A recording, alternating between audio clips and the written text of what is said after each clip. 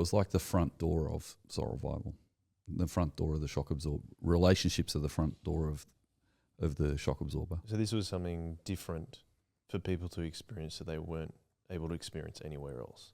Yeah. And that's why it's countercultural. And Jesus himself is obviously countercultural, which is what it's intentionally built on in the first place.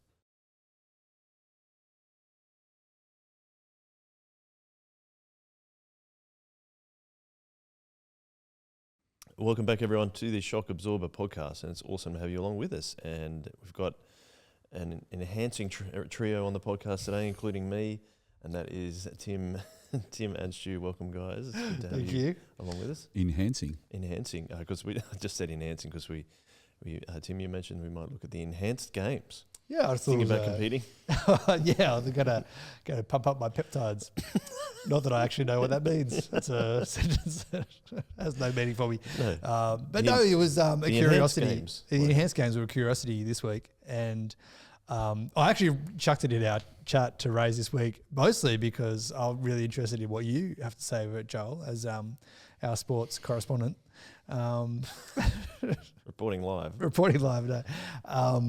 Yeah, I just thought it'd be. I mean, you have a interest in sport and sports culture and sports reporting, and you love doing deep dives on there. And I thought, this is a great little cultural moment. And I'm really curious on what you thought of the enhanced games. Well, first of all, I didn't know it was on, which is interesting. I knew it was coming, but I didn't know it was on. And then Jairus, who is actually competed at a reasonably high level in athletics, who's in our community group. He said, I watched it. He's like, it was a massive flop. that was his reading of it. It seems that most people think seems to be a flop, or they consider it a flop as well. So what is the enhanced games, though, is basically 16 events across 3 sports, which is only athletics, swimming and weightlifting.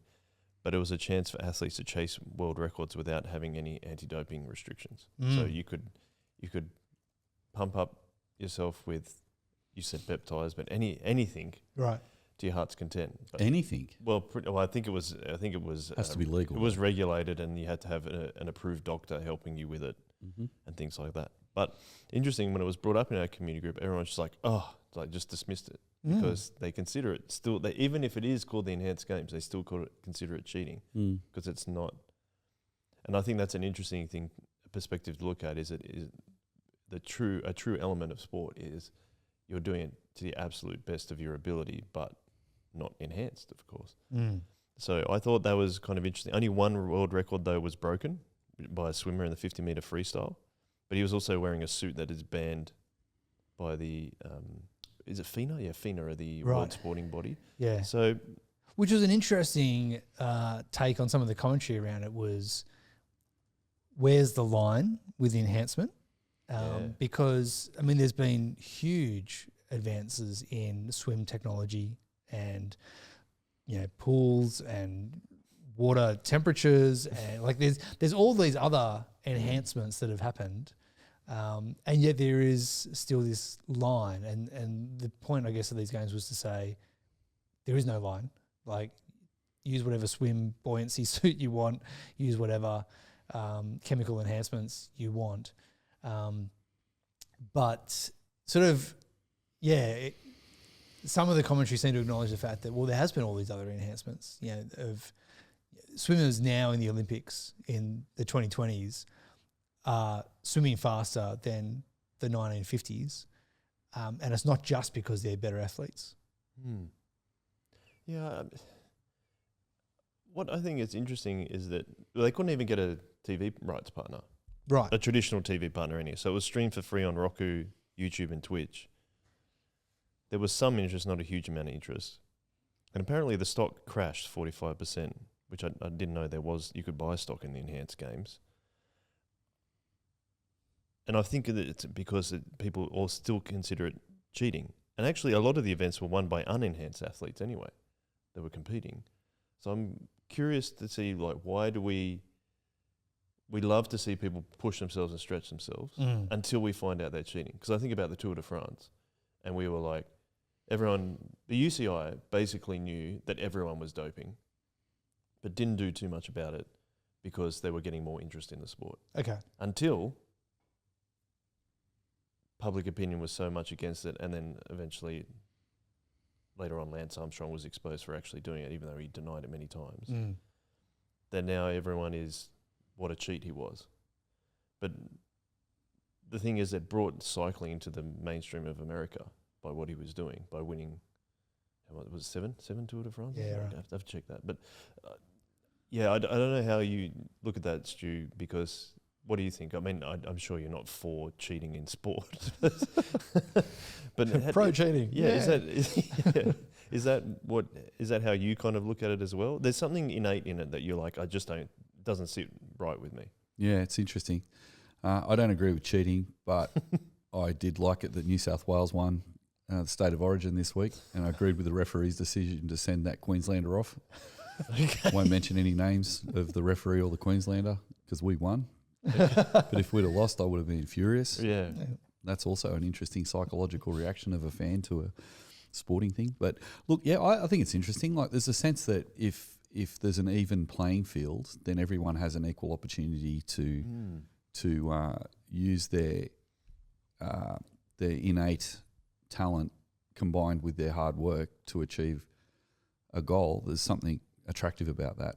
But then if someone's secretly or even publicly getting an advantage through some other means that others don't have access to. But then when you think about it, where do you stop that logic? Because if you come from a really rich country, I mean, I remember in the Olympics, I can't remember in this case, I can't remember the name of the swimmer, but there was a swimmer who was swimming in the Olympics and he didn't even have a swimming pool to practice in. Remember that guy? Eric the Eel? No, was it Eric the Eel? Was that his name, was it? Oh, Sydney Olympics? Is that what you said? Oh, I don't know. Anyway, he jumped in. Everyone jumped in, and he was still going. Like 5 minutes later, he was still. I think it was thrashing away. Eric in the Sydney Olympics, and he was still going. For everyone was cheering for the guy, Mm. but again, that's a good example that he didn't have access to the same kind of stuff. But then it's really exciting when you see a little country like Australia, and we go really well in the swimming, and there's only 25 million of us, and sometimes we even keep up with the Americans. I love that. That's gold. It's the element of it having the even playing field. I think it was great, but then trying to manufacture greatness after that. So you're like, well, you're taking advantage. You're not playing by the same rules. Yeah, I think. And like bouncing off Stu's point, there are definitely access restrictions on different people, and you think you've spoken before, Joel, about one of the reasons you love football is because of the ease of access, and you can go to countries that are very underdeveloped and find kids in the street playing football with anything that they can find, rocks, bottles, whatever, and they're just kind of all in the game. And there are particular skills that you pick up just by being part of that game and playing it there. And I think you may have even had examples of players who have been picked up from those kind of conditions and then cultured and cultivated into good players. You kind of don't find the same with freestyle skiing, because the level of entry into skiing, is even in colder countries where snow is more prevalent. There's higher impact. There's higher rates of entry into having the gear, being able to pay your snow passes, like all of these types of things. And so, there is already an uneven playing field on a lot of these different things. So, is that an enhancement? I mean, we don't technically think so, but it's, there's all sorts of interesting things going in there. The other thing I thought was interesting culturally was one of the markers of success that people have noted, sometimes, tongue-in-cheek, is it was a great advertisement for sports enhancement products. It seemed to people who are selling these kind of marketable enhancements and different products and those kinds of things. I don't know if you had any thoughts on how that plays into it. Well, did you were saying that it was who funded the enhanced games? Was it like a whole lot of tech bros and stuff? Is that right? Yeah, there's a lot of tech bro adjacent, a lot of transhumanist adjacent type people who are at the forefront of this, which is just a kind of another curiosity. Is that the ultimate game? Peter Thiel being one of them? I was just looking that up. Yeah. And so is the pursuit of a, sort of an enhanced humanity, a transhumanity type thing fueling this, that we can keep pushing the boundaries of what pharmaceuticals can do and other types of things, is another kind of curiosity to keep an eye on. Well, to that point, so we've got all these tech investors backing it. It was valued publicly at $1.2 billion. The games themselves. Yeah. Right. And now, then, as I said, the stock crashed roughly 45% in the days after the event. Yeah, there's something else going on there, and I'm not really sure what it is, but it just seems like what a strange way of studying a games based on the fact that you're manufacturing this greatness, but then no one watches it, so then the value of it, like, why would you value that in the first place? It was the first time they've ever held it. That's what I find a difficult thing. And they just built it in a Las Vegas casino car park. It was just a 4-lane swimming pool, for example, and it's even if you're building a 4-lane swimming pool, it shows that not everyone wants to do it. Yeah. You've only got 4 lanes. Most swimming pools are 8 lanes. Yep. So I think that's what I'm trying to work out is that why would we think that's a good idea when clearly not many people are that interested in it? One of the things I'm interested in, though, if you think about it from the shock absorber point of view, culture changes and new ideas come up, and that's part of the human race moving forward all the time. That's complicated by, now, David Stonestreet, one of our listeners who was on a little while ago, had an actual technical phrase for this, but there is a dynamic at work when an invention continues to iterate and improve, but then it reaches the maximum iteration and it's the perfect version of that invention. So David used an example of a piano that doesn't keep getting better, a violin doesn't keep getting better, clarinet doesn't keep getting better. So guitars are still in that iterative place where people are still experimenting with electric guitars and stuff like that. But it gets me thinking about, and I can't remember the name for it, so maybe you could look it up. You might be able to Google it or something, or David might be able to comment later. But has sport reached its perfect level, or whatever the phrase is the best way to do golf the way golf's being done now? Because when they tried to do this with golf, it didn't really work because they tried to make it a bit more modern and crazy at Vegas as well, I think. They did a similar thing, didn't they? Is that right? Yeah, there's one I think they had one at Live Golf in South Australia, for example. Oh, did they? Yeah, they had a few, but the Saudi backers decided to pull the money out. Because sometimes I think to myself, is this just another way of somebody else making money, like the Super League was in the rugby league in the 2000s, or World Series cricket? Or World Series cricket.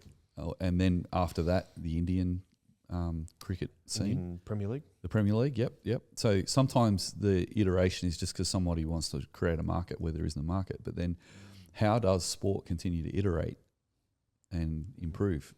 And I think that's something I'm struggling with sport. Because there's a positive to it as well. Sorry to interrupt, but taking away the doping stuff and the cheating stuff, which I don't like doping at all. I think it's dangerous as well, which I didn't say earlier. Like, people get hurt because they pump their body full of chemicals. People died in cycling. Oh, it's awful. Yeah, but the other side of it, though, is how do you take cycling and make it better?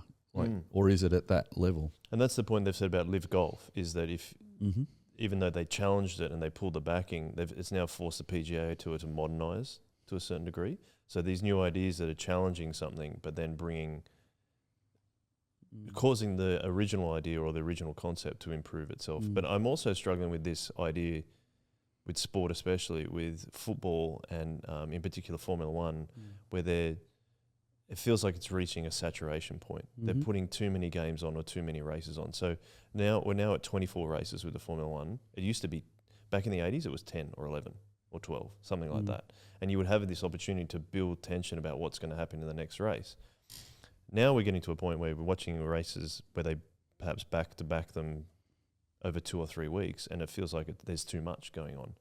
And I know that Formula One are trying to create this closed system to kind of make it like the NFL that makes lots of money, but doesn't perhaps represent the idea of what the sport originally started. Similarly with football, there are players that are playing almost 70 games a season and not having a break whatsoever. And they used to just have a 2 to 3, 4 week break over an off season. But now, because they play so many games and then they want to fit in international games as well, they've increased the size of the Champions League, for example.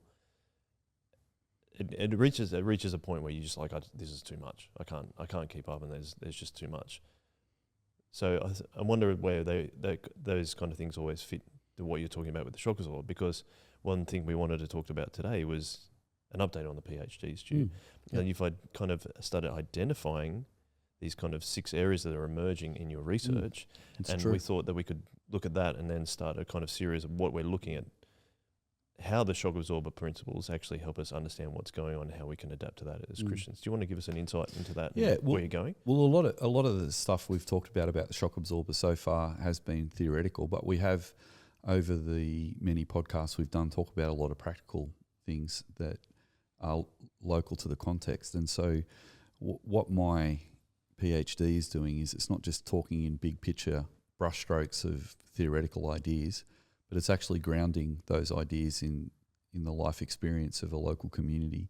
And so what I'm doing in the PhD is I'm taking the period of time of 1992 to 2012, and I'm looking at the lived experience of the Soul Revival youth community as it began and grew and then matured and institutionalised itself, and then finished up at Guymer Anglican in 2012.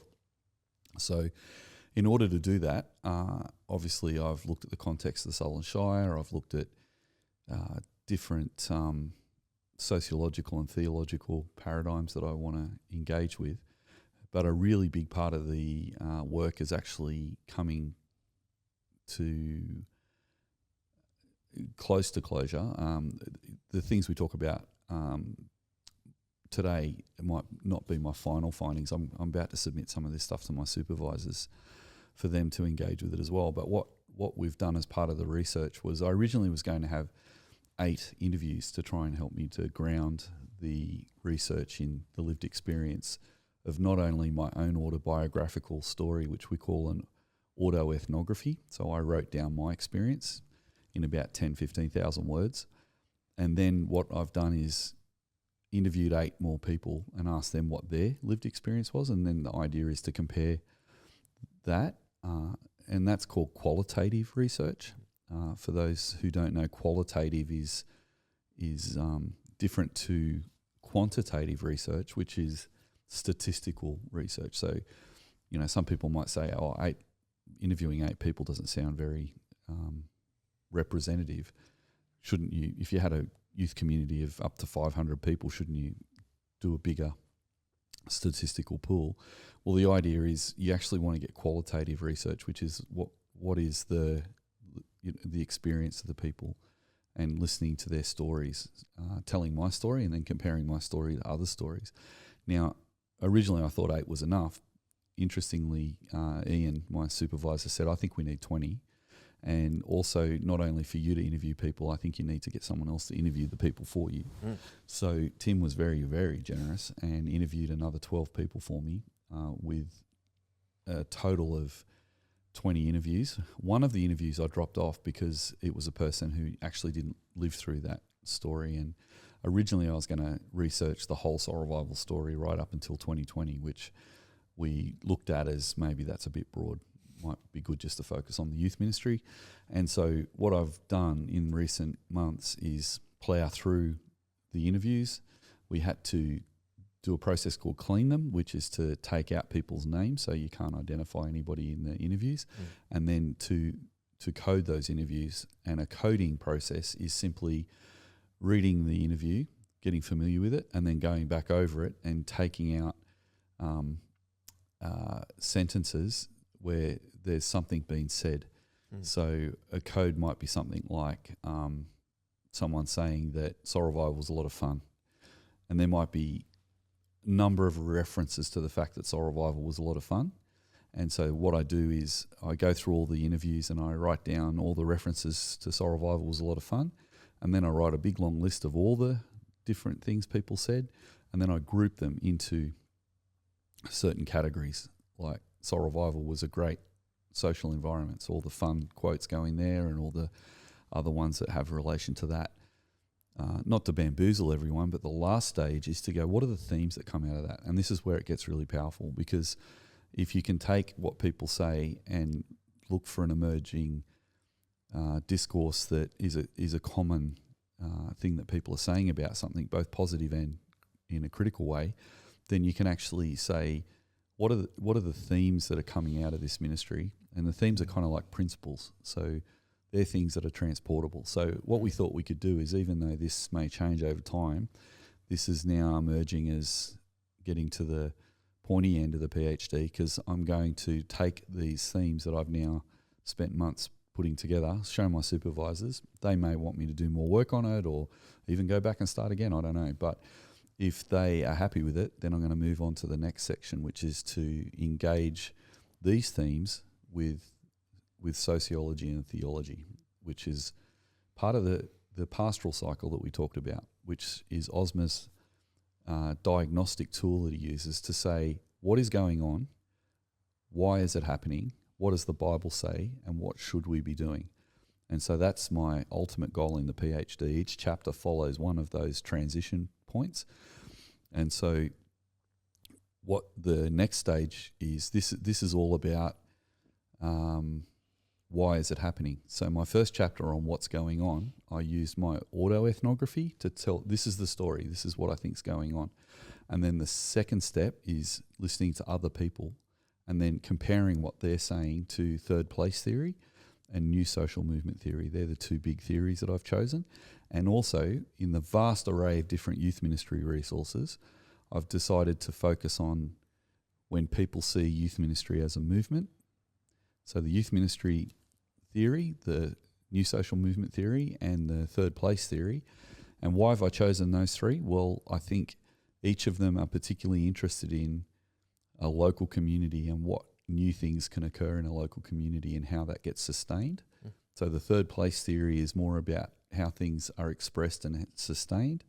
The movement theory is about how they start and how they interact with the institution. So, for example, stories of conflict came up in the interviews. They're really interesting, but how do you work on that? Well, I've got a theme in the ethnography that I've got, which is adaptive innovation, institutional tension, and church renewal. So I've got a theme that kind of looks at when you come up with an innovation that creates internal and external tension, often around institution versus organic expression. And so the renewal, which comes out of an organic expression, has to go through that tension in order to come out into some kind of practice. So new social movement theory is going to be really helpful because people like Alan Terrain have written about that extensively, that it's one thing for people to come up with a new idea, but then they have to know how to negotiate with the old idea that was already there that's now feeling threatened by the new idea. And then also that very new idea, the centre, the Christian youth ministry theory says that everything institutionalizes, and that goes back to the first sociologist, Max Weber, spelt W-E-B-E-R, which is Max Weber. He's the Australian sociologist of barbecuing, the Weber barbecue. But Weber, he is someone who says that every organic thing becomes institutionalized. And so I've looked at his theory through the lens of the youth ministry world, and that happens all the time. So we've talked about that, haven't we? That we talk about a new idea comes up like the Sunday school and then it institutionalizes. So the really interesting thing is Sunday school came into conflict with the institutions of the church that were there at the time. But then as the 50-year period of time goes by, the Sunday school itself becomes an institution, and then that causes tension as well. So the church renewal has to keep happening. It can't just stop. And the good thing about the pastoral cycle is it's always going. It's not just one cycle of what's going on, why is it going on, what does the Bible say, what do we got to do next? After you implement that fourth stage, then the next thing you do is go, well, what's going on now? And so you keep going. And when you look at it, it's less of a circle and more of a spring that keeps going and going. And I know a shock absorber is not just the spring, but that's what gave me the original idea for the shock absorber, that a shock absorber is like a spring in a car. So that's the fun of where we're at now. And even if I lost anyone in that explanation, what we can do is dive into one of the themes and have a look at it, because I think it'll be quite practical to think what might be transferable from Soul Revival. I just thought I'd ask Tim, because he's been the interviewer and gathering this qualitative data, as we were saying. Any reflections on that while what Stu's saying, and then what you were hearing from people when you were actually conducting the interviews? Yeah, well, I think as you interview people, and I did quite a number in quite quick succession. So I was probably noticing a few commonalities of stories and also where stories became different. I think what the entire PhD process like this does is much more scientifically systematise the things that may have just been noticed. And so it's good because you're getting people's honest reflections and stories. And a lot of them are thinking back 30 years. So there's they've got reflections on their experiences as well as just recounting their experiences. So there's a lot of interpretation that's already happening by the time they tell you your story of something that happened to them 30 years ago when they were a teenager. And I found it very helpful to notice some of those things. And so, I'm really looking forward to seeing how this plays out and to look at what a much more systematic approach has, what benefits that gives us. And of course, I think the ultimate takeaway of all of this is to help us think, we have seen soul revival work. It's a very loose term, but we've been there. I think what is really exciting in this whole project of what Stu's doing with his PhD, writing this up as an auto-ethnography, but also systematising themes, is the output then is going, okay, well, when people come to us and ask for help, or if we can have a chance of walking beside people, coaching people, training people, helping them think how they might go through similar moments of time, similar moments of church renewal, thinking about why youth ministry particularly is a shock absorber to the church, like all these kind of things that have been thought through and implemented at one level have now gone through almost 35, close to 40 years of reflection by the time the PhD will be published, and it will have gone through a rigorous PhD process. We'll then have the ability to say, these are the things that have been shown to work in this test case. What does it look like now to start to help other churches implement these same sorts of things? And I'm excited about helping other churches hopefully see some of the same results that we have seen in the way that, because we have followed what Stu has been leading us in for that long a time. That's generous of you, Tim. I think it's really an honour and really humbling to be a part of something when it started, but it's also equally as humbling and honouring to do it together with everyone. And so I think it's really been our journey, and that's the other reason I love the qualitative research, because it's hearing our journey and how we all work together on something. And there's so many other stories beside. It's a shame we don't have a whole lot more time to record more of it. But I love what you're doing, Joel, about the chip lunch, because it's actually a form of qualitative research, because you're getting people to tell their story of what it means to be a Christian today. And you could take all those interviews, in inverted commas, hundreds of them, and actually put that together into something eventually to talk about what is it about being, how do people live as a Christian in Sydney today. That would be a really interesting thing to do, actually. Yeah. What sort of experiences are common between people in their moments of faith, moments of doubt, where God has strengthened them, not the kind of experiences. Yeah, I think that'll be really fun, actually. That's your PhD now, Joel. There you go. Hopefully AI can just do that for me. There's a lot. I think we're at 213 episodes. So yeah, there is a lot in there, as you say. Well, you could take some of them, you see. So I'm sure there'd be a methodology that would fit that. I'd have to look into it. I haven't seen it. But usually it's an interview of one person. So you're doing that. You don't usually have two interviewers, but I'm sure that would fit in some schema, I think. Yeah, it's always fun to find out how we say it's stories of Jesus changes everything. And I think that's part of what the shock absorber, what the journey that you're talking about. Maybe I could do a paper on it after this. Yeah, that might be. I might not do another PhD though, I don't think. No, I was going to say you might need a break if you're going to do another one. But talking about the PhD, there's the 6 themes that you said were emerging from it.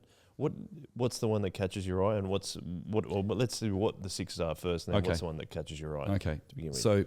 So the first one is a countercultural community belonging. So people were coming to a community and belonging to a countercultural community. That's a theme that's come out. The second one is spiritual formation through biblical discipleship. Yep. And the next one is an ecclesiology of friendship and intergenerational family, which I might adjust that a bit. But this is what I've written so far. 4 is alternative Christian shared spaces. And then the 5th one is gospel proclamation, public witness, and relational evangelism. And the 6th one is adaptive innovation, institutional tension, and church renewal. So they're the themes that I've come up with. I mean, the one that I reacted to the most was belonging to a countercultural community, which I think is interesting. That's not in any specific order, I'm guessing? Well, it's funny actually. I'm not sure if the thing about the data is it's got to come from the data. Right. But then as soon as it comes from the data, straight away you're like, oh, okay, I see something there. Yeah. I see a link to things. But the other thing that's kind of interesting is people seem to not come to soul revival through traditional event pathways or traditional church pathways. So with youth ministry, you put on a youth group and then the kids go to that event and then they go to that event and then they go to church, or they go to a youth Bible study and they go to church. Soul Revival is a community, and it's a Christian countercultural community, and it's actually the relationships that people come to. So I think I might even need the word relational in there, I think, actually. Yeah, okay. But I might even put that in there.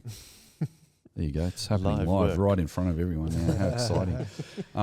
The relationships is what I've identified. Right. People come through, and there are all sorts of different relationships. So it might be, Mum said I thought it'd be a good idea to go along to check that out, or my friend at school was going and they asked me to go along, which is your cohort. Yep, did that was my issue. Tim grew up at Guymer Anglican, but he I don't know, you haven't said why you came to Soul Revival, but you just grew up into it. But I think there was relationships and trust, and so that relational edge is how people first come. So that first theme actually represents how most people connect with the community. And are those relationships, do you think, countercultural, and like what's the appeal, do you think, of that to people? Well, this is where the sub-themes are fun. Ooh. Because you have a big theme and then I've got 7 sub-themes of this one. So as we've been talking, another one occurred to me. So this is not very helpful for our listeners, or it might be really interesting because it's very dynamic. But we found the countercultural community, rather, was founded deliberately as a relational community. I think that's got to be said. It wasn't just there already. We started something new. And when we started something new, what we found was that, well, here's my description. The youth ministry acted as a cultural shock absorber by creating an alternative Christian social framework. It enabled young people to experience relationships, friendship, belonging, safety, fun, hospitality, and acceptance, absorbing the cultural fragmentation in the broader culture of youth culture, and relational isolation in family relationships and institutional church. So it was like the front door of Soul Revival, the front door of the shock absorber. Relationships are the front door of the shock absorber. So this was something different for people to experience that they weren't able to experience anywhere else. Yeah. And that's why it's countercultural. And Jesus himself is obviously countercultural, which is what it's intentionally built on in the first place. Tim, what do you think about being a countercultural community? Yes, well, I think one of the things that is key here that we've talked about before is how significant it was that it wasn't an event, that it was relational community, and that the difference between those two things, while it may look similar on first appearance, actually goes much deeper. So the average teenager that comes along and visits, our church one week, another church another week, another church, then sort of bounces between 3, would notice programmatically a lot of the same things. Soft start, talk, activities, maybe some small groups, some supper, you go home. The actual, what it looks like in those sort of 2 hours of a Friday night, typical youth group in suburban Sydney might be very similar between those. I think what came out a lot in those interviews, which was good, because it was what was being desired, was that actually it wasn't just the program didn't keep people, it was the relationships and the deep community that was being formed that kept people. Yeah. And why that's really significant, I think, in terms of the methodology that Stu's using is because he's talking about telling his story. Here's what I thought I was doing. and so that he gets to write all of the theories that he was working on and the sociology and the political science and all of those different things. And say, as the youth leader who was versed in this kind of socio-cultural world and these academic spaces, this is what I thought I was doing and raising people in. And then you get these conversations to see, well, is that what people were observing? And so the degree to which people will say in their conversations and in their interviews, oh, I noticed this, I stayed because of this, or I was put off because of this, or I like this church, not this church because of these different reasons. The degree to which they match what Stu thinks he was doing is a validation of how much was actually transferable or not. And again, as the interviewer, but not the one who's doing the deep level dive in the research, I could see quite a strong correlation between those two things. And I think part of that, again, is a participant in the ministry as well. One of the key things there was that Stu is a great and clear and, I mean this in the best possible way, repetitive communicator, as in constantly coming back using the same stories, the same words, and that depth that you get from spiraling in and spiraling in and spiraling in on the same core themes means that they do stick. Ideas are sticky when you hear them over and over and over again, and telling the same stories is actually really significant because you keep coming back. And that's, where, kind of a tangent to where my research has gone off, and this idea of cultural memory and why do you keep retelling stories and why do you keep repeating narratives and how do you live into the narratives that are being told.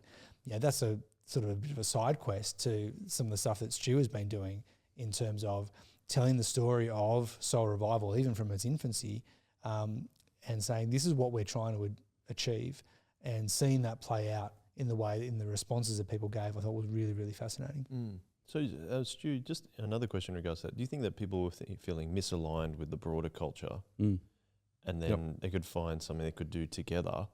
And I know that one of your other themes is an intergenerational community as well, but they're seeing this something, like you're saying, they belong to. They didn't feel like they belonged to anything else, but there was Soul Revival was a place that they could belong.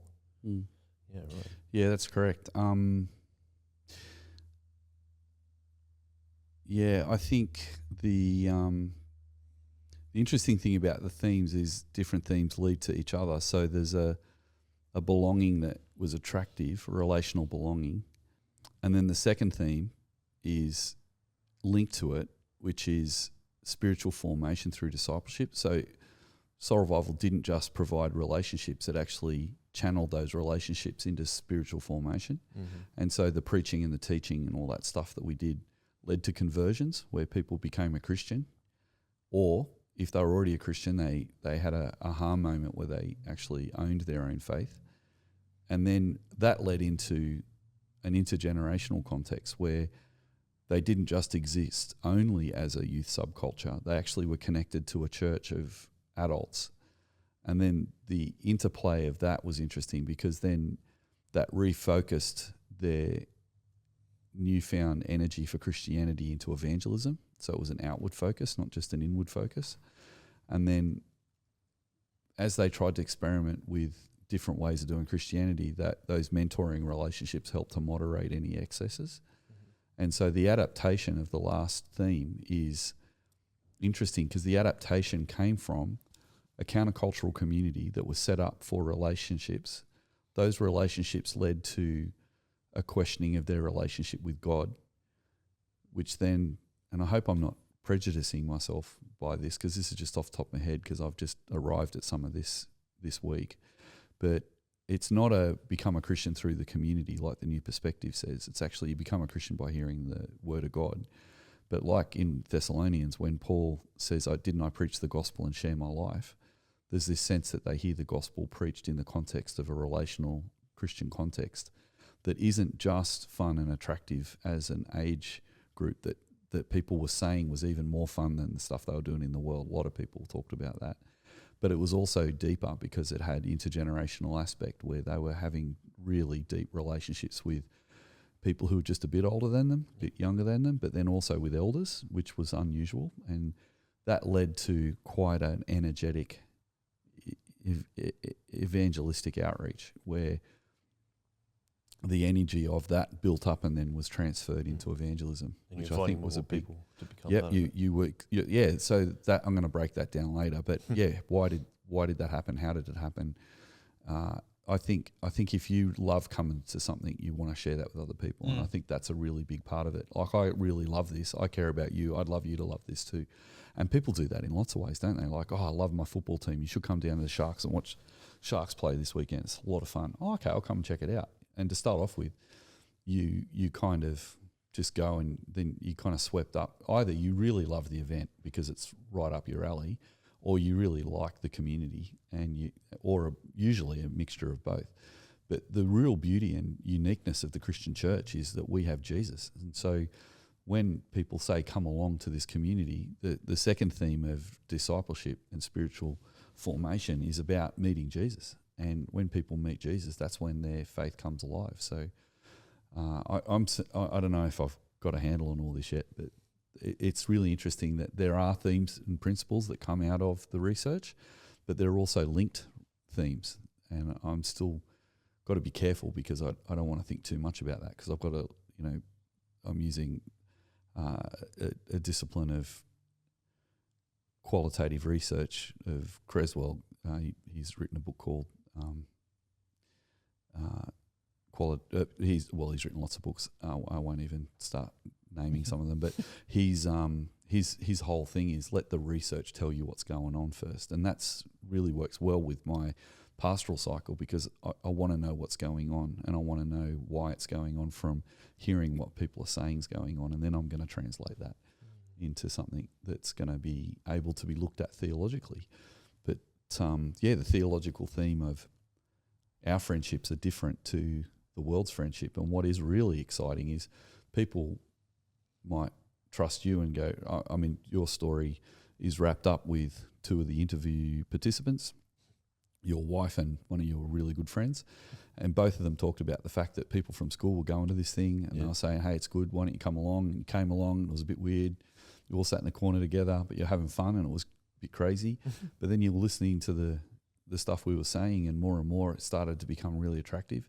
And what's interesting in the interviews, there's a lot of peer drop-off during those times, because a lot of people were just coming for the fun and games, sort of like a lot of people came to Jesus just because they wanted a free feed. Yeah. But then, my theological paradigm that I'm looking at that, or the lens I'm looking at through, is Jesus calls his sheep, and so there's people who are coming who hear the call of Jesus, and there's people who don't. And now, did the community help them to get into that? Well, I don't think it's as black and white as that. I think it's both things are happening at the same time. So I don't think it is you become a Christian by going to the community. And sometimes I do hear people who are in our community love the community so much that sometimes I think people just assume that people become a Christian because they come along to church and they become part of the community.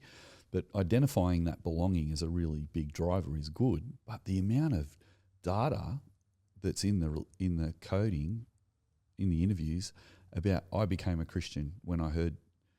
I mean, there's three women in the group. Fascinated me because they heard a talk that Lou did. Lou did a talk to the young girls, and three of the girls in the interviews became a Christian because they heard Lou give a evangelistic talk. Yeah, just really? she was preaching from the Bible to the girls, and three of them became Christians, and I didn't even know that. And I was like, wow.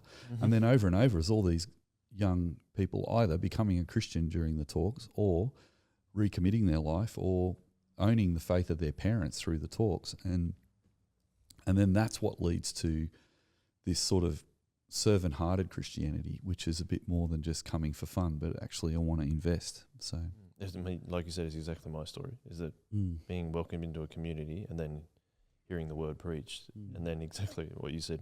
My peers dropped off, and there was only a few of us left.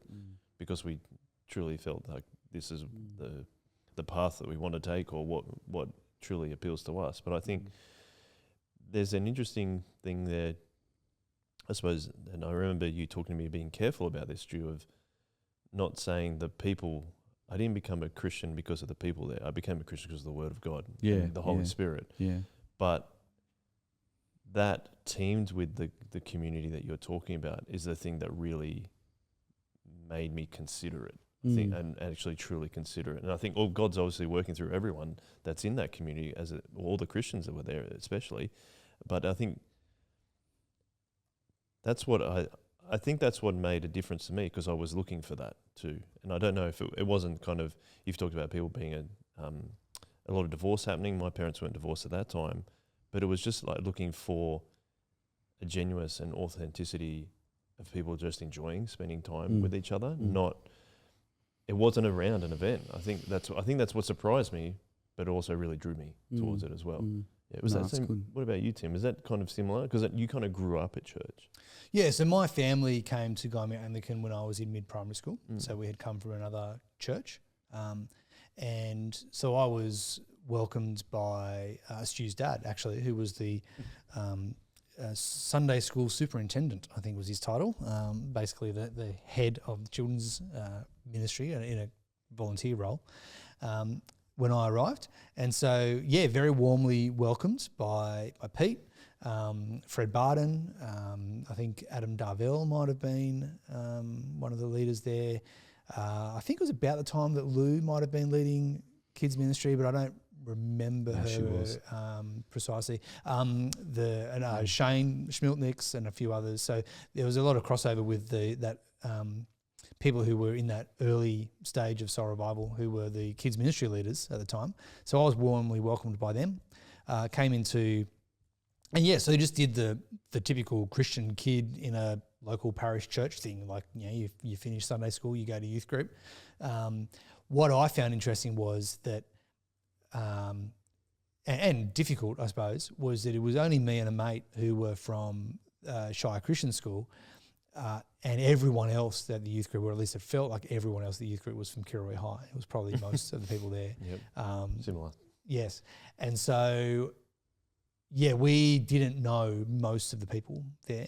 We knew a couple from Sunday school, but everyone else was friends already through school, and we weren't. So, so we were kind of a little bit on the outside for a long time. I'm really deeply thankful for people. Daryl Barden was one of the key leaders who himself was sort of a quiet introvert and did a really excellent job at looking out for the quiet introverts like us, who weren't fitting in. And part of that extroversion was personality, part of it was social.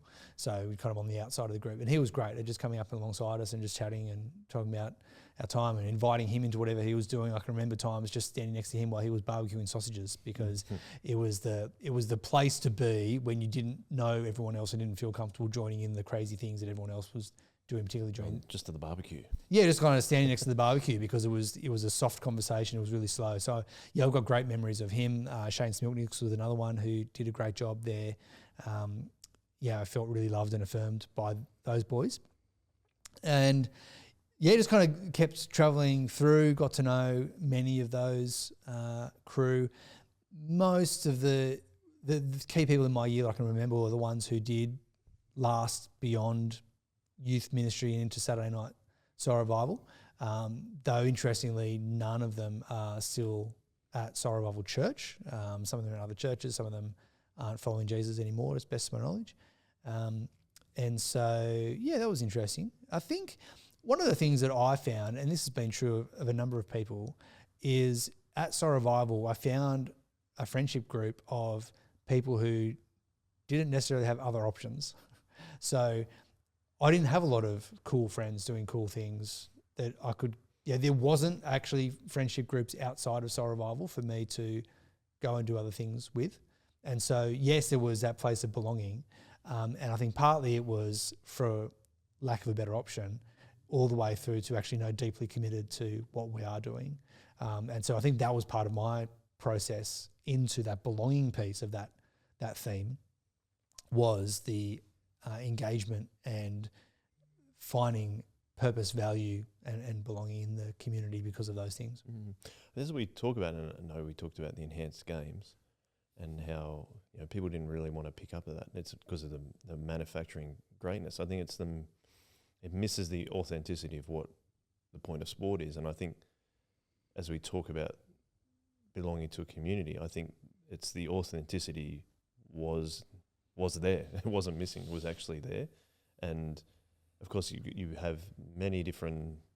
You mentioned conflict before, Stu. Everyone's different and things are different, but it was a place to go where you could go every week and know that people would authentically meet you there and want to be part of it. And I wonder why, for example, we talked about it's not so much an event. We talked about event-based church, about maybe sometimes that doesn't seem as authentic because we're just put on this big event. And I think there's an effort to be authentic, but maybe there's an element of some people saying, I don't recognize the authenticity in that. It doesn't align with me. Whereas something like maybe, for example, Soroval was like, well, we can go here every time. It's going to be the same. We're going to do different things there, but it's still based on the same kind of, it's the even playing field as we were talking about before. Yeah, so when you falsely enhance and falsely manufacture some of those things that are key to Christian identity and belonging, it does, it feels like cheating. It's when we manipulate the music, or we manipulate affection, or we manipulate these kinds of things that can happen in youth ministries and in church ministries, and you start to feel that it's not quite authentic. It does feel like it's cheating. It does feel like there's something a bit off here, even if I can't quite put my finger on it.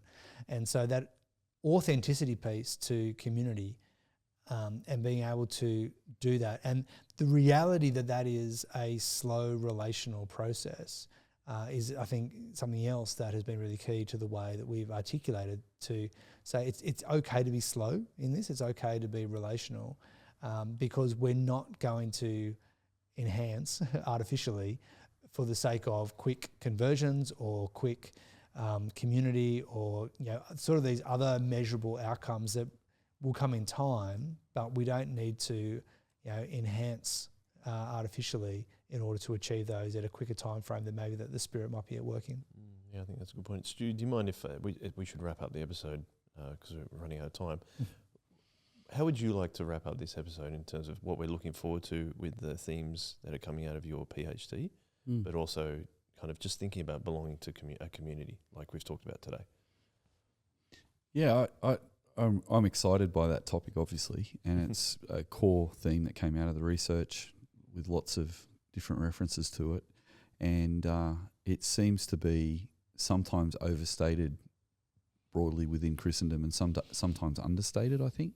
Sometimes people assume that community will happen around the services or through community groups or Bible studies or whatever. I think it's good to be thinking about deliberate spaces we can create where Christians can carry one another's burdens and they can actually sit down and talk about Jesus together in a non-rushed and a non-anxious way.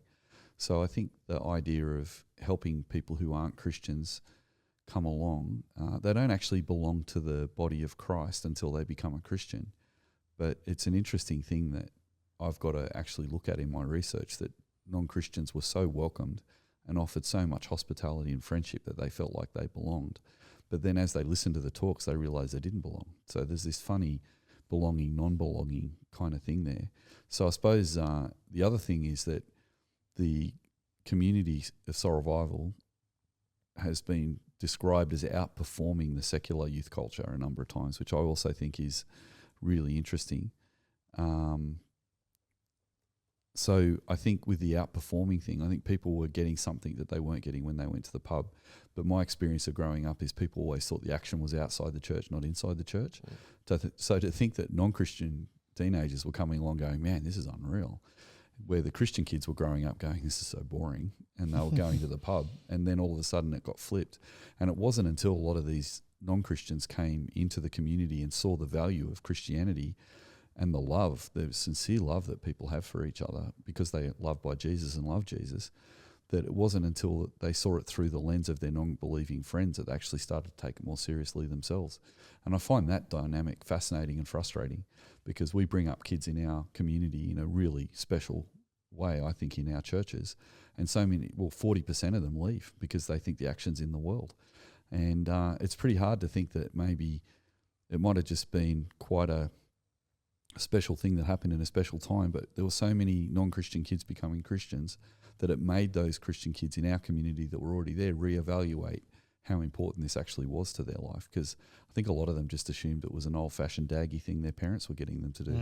So in my generation, it was like our parents put on records from the 70s and 60s with artists like Burke Bacharach, and they wore flares and collars with big collars and crazy 70s shoes, and we kind of thought church was a bit like that. Particularly the architecture didn't help because it was designed and built in the 70s.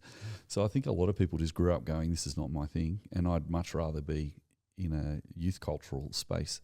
And so that assumption that there isn't a youth cultural space in the church is sad. But hopefully this research will reinforce that young teenagers can actually get excited about being Christians and move from just belonging and then becoming a Christian to actually working with the adults in their church to actually be on mission, and to find that as an exciting adventure. That's really exciting if we can work out how those principles can be carried forward. I'm not sure yet how. Yeah, but that's where I'd end. That's where we're starting anyway. Yeah, well, we're starting. Good point. Yeah, that's right. Well, next week we might even have some feedback from my supervisors, maybe. Oh, absolutely. Well, we can delve might into be that. a bit scary. Go back and do it again. Well, we've got the next few weeks to delve into the other things that will come out of the PhD issue, so I'm looking forward to that. Thank you, Tim, as well. Thank you, your Joel. time. It's been great. Everyone listening and watching, thank you. You've been paying attention to the Shock Absorber, and we really appreciate it. And you can email me, joel@shockabsorber.com.au, if you have any thoughts or queries or ideas that you want to bounce around on a particular issue on this podcast, or anything else you want to talk about. Please email me, and you can also sign up to the Shock Absorber network at shockabsorber.com.au. But with that, thank you guys, and we will finish this episode with a one-way. One way.